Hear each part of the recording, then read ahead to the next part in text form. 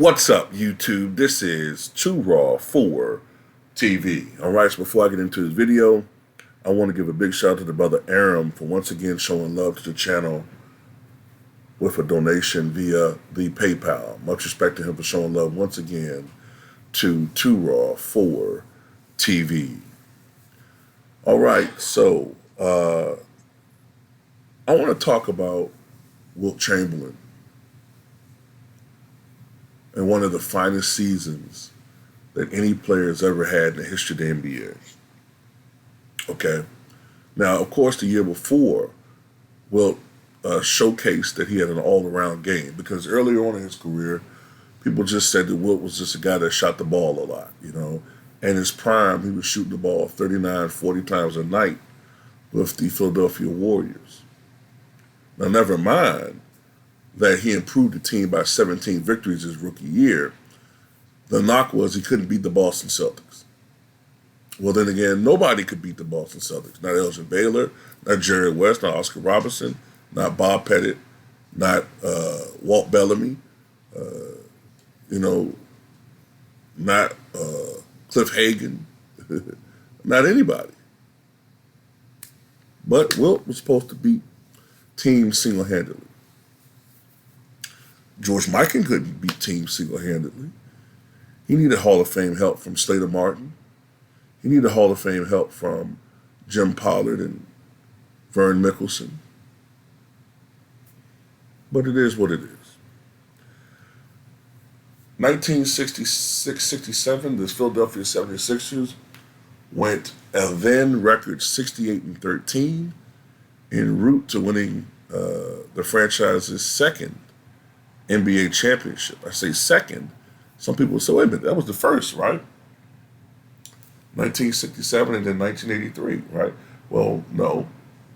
They won a championship back in, I believe it was 1955, when the franchise was known as the Syracuse Nationals. Back in the days, they used to be in Syracuse. I think they moved after the 62-63 season from Syracuse to Philly and changed their names from the Nationals to the 76ers.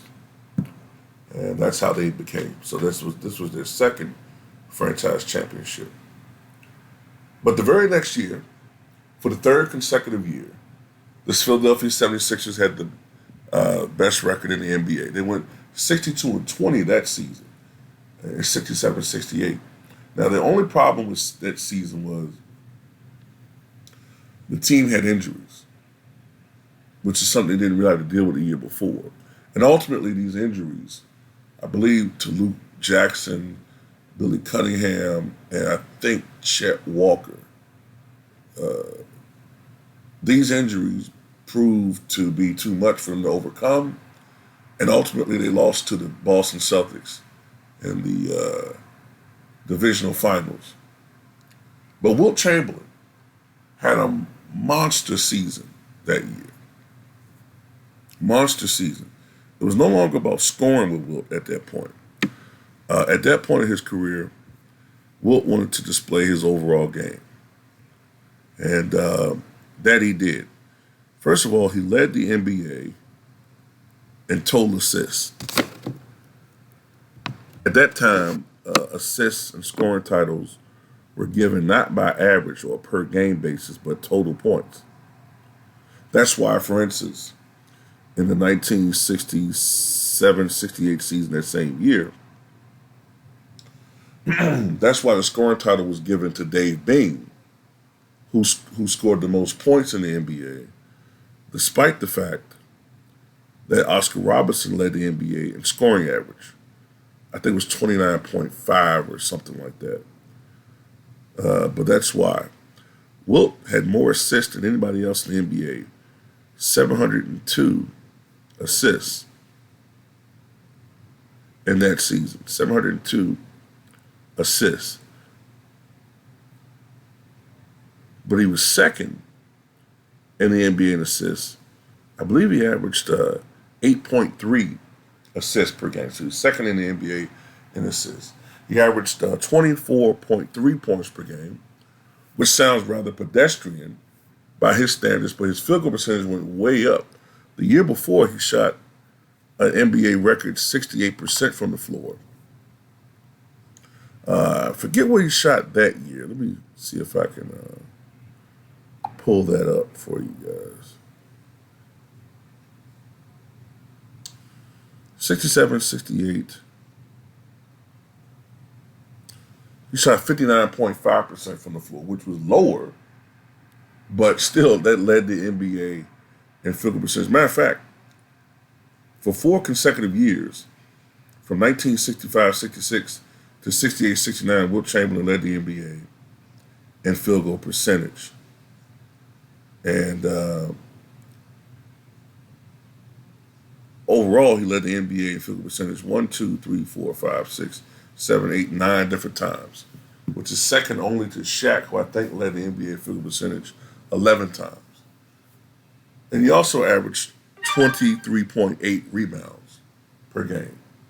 So that lends itself to the fact that Wilt Chamberlain had a lot of triple doubles. You know what I mean? As a matter of fact, he had 31 in that season, a career high. 31. But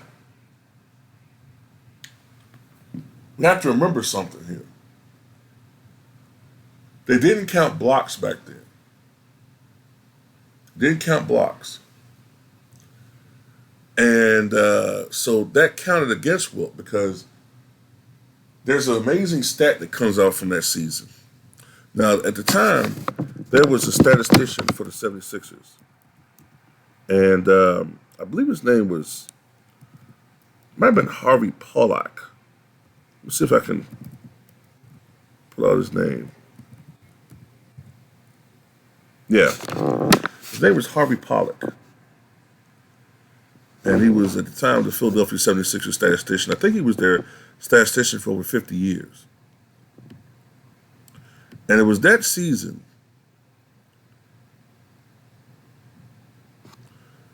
when he calculated that Wilt Chamberlain averaged about 8.8 blocks per game.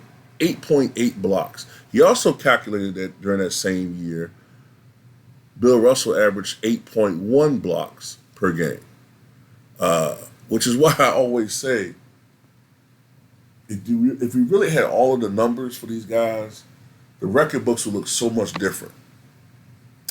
It would look so much different. So if you could calculate blocks, considering that he averaged almost 9 a game, well, how many triple doubles did he really have? Maybe 70? So that's why I say the 78 triple doubles that he gets credit for, the real number is probably much, much higher. Probably around, at the very least, conservative estimate, 250, but probably more around 300 to 400 triple doubles. So if we really had the scope of all of his numbers, it would be a totally different thing when it comes to this guy, man. I mean, he just dominated the game in so many different fashions. He could score, obviously. He could score very efficiently. He could rebound at a high rate, at the highest rates that you can humanly think of. And, of course, he could facilitate. Play defense, anchored, I think the number one defense in the NBA during that time span, especially that year, the year before that.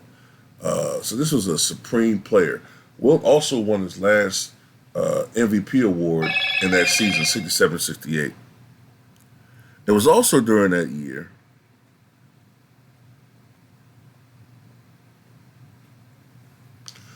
that Wilt Chamberlain, in March of 1968, recorded what is history's only confirmed quintuple double. It was in a game. Let's see if I can. I want to say it might have been the Pistons was the opponent. No, it was the Los Angeles Lakers.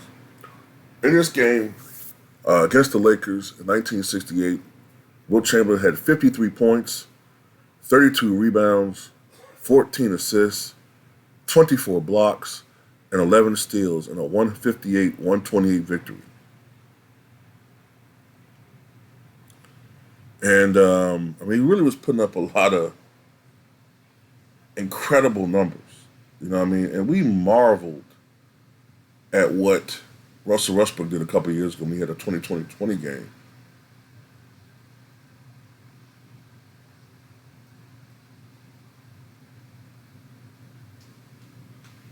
And as a matter of fact, Harvey Pollack said in an interview that while Wilt Chamberlain not only had, in his mind, Wilt Chamberlain not only had a quadruple double, but also a game where he recorded at least double digits in all five primary statistical categories. Now, of course, it's not official because the NBA wasn't counting blocks as a official stat. Matter of fact, the NBA only started counting blocks, ironically, the year after Wilt Chamberlain retired.